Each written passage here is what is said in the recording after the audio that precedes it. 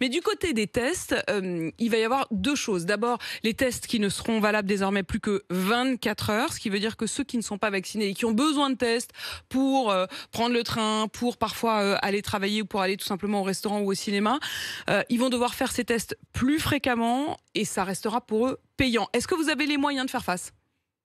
Oui, tout à fait. Au niveau des tests, oui. En fait, on a le matériel, on a la disponibilité pour l'instant.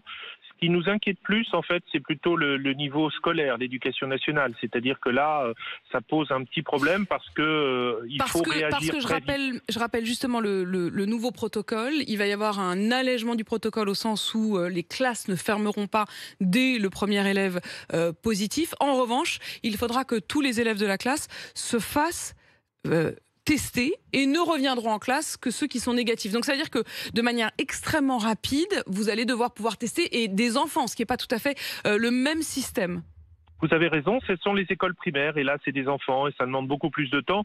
Donc c'est vraiment qu'il faut avoir une autorisation des parents, déplacer des équipes, faire souvent des tests salivaires parce que les petits, on va pas leur mettre forcément un écouvillon dans le nez à chaque fois. Et en plus, il faut rendre les résultats très rapidement. Et ça demande une organisation qu'on avait déjà été confronté il y a plusieurs mois, mais là il va falloir réagir très vite.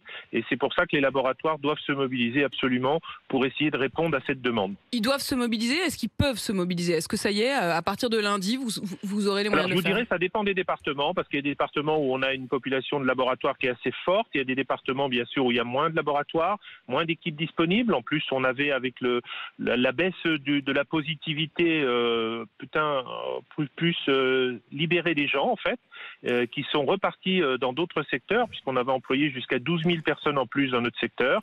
Et donc là, c'est compliqué, effectivement. Il y a des endroits où ça va être difficile.